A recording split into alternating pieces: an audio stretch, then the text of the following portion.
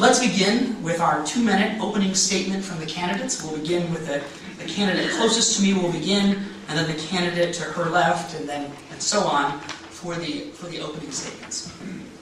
Also like to thank everybody for being here. Also, we were in Zelienople on Sunday.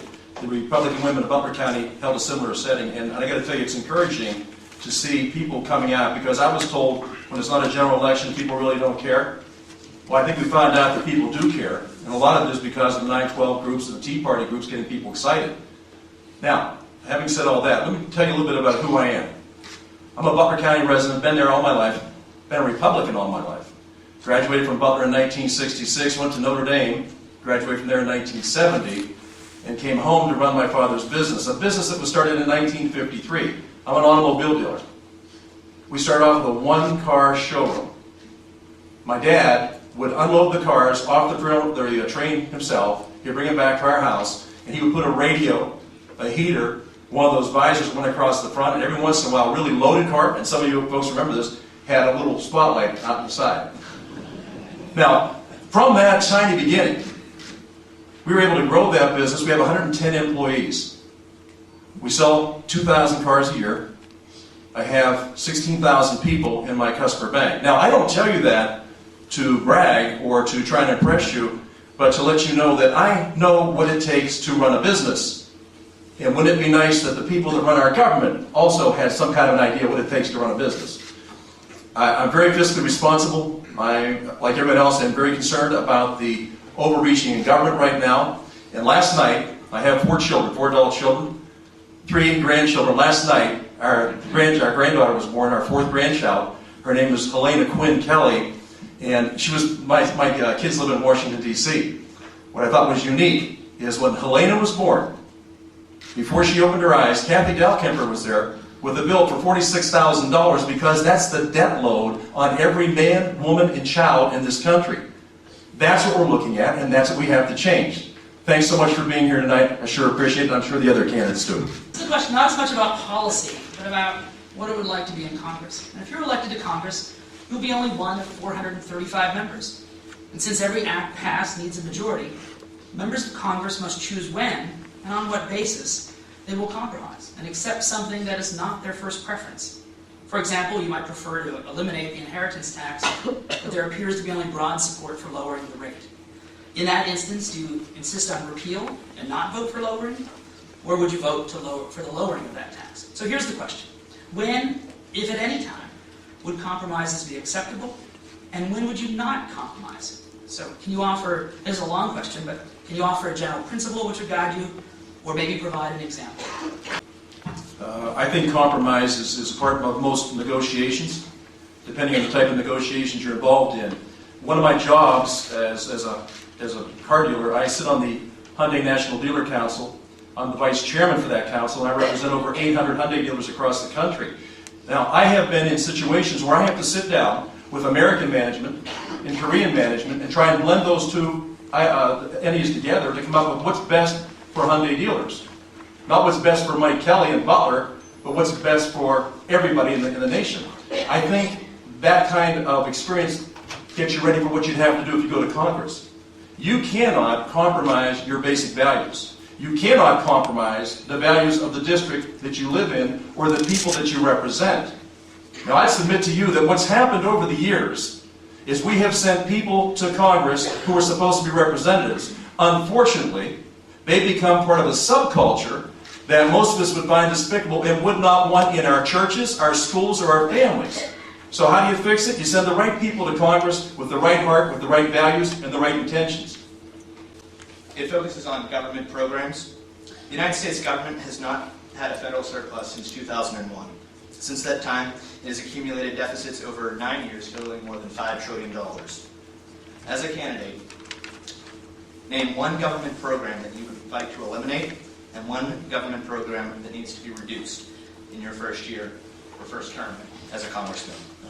I think most of us would agree that cutting programs is very difficult if you've never been there before. I know in my business what we do, we evaluate every month those things that work and those things that do not work. Those things that do not work, we look at them to see, did our people not understand what we're asking them to do? Or are they just truly not worthwhile? and then we take that money and maybe shift it to someplace else. Now, when you talk about the federal government, up until this weekend, I would have said something different, but I would say now healthcare. We're looking at the single biggest expense that we're going to have. We need to take a look at that. We didn't control costs.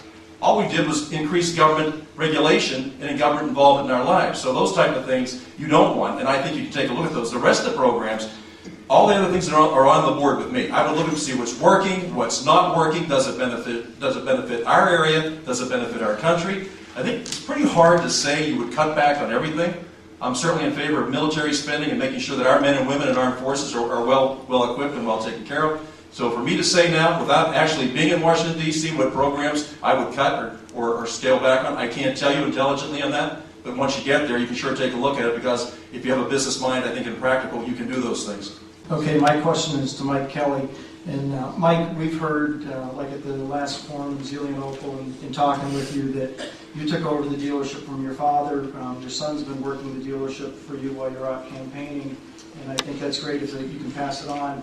My question is, if you would have already passed on the dealership to your son and you were in office last year, how would you have handled the GM crisis? Because you have a GM dealership along with Kia and Hyundai, but how would you have handled that crisis? Thanks, Steve. I was a dealer at that time, and during that period, by the way, I was concerned about it because General Motors is one of the biggest employers in the country. A lot of people look to General Motors for leadership. A lot of people look to General Motors to keep them in their health care and their pensions. However, there's an old adage: if you can't make it on your own, how do you expect to make it on somebody else's back? The free enterprise system doesn't allow for government to interfere with the way the market is going.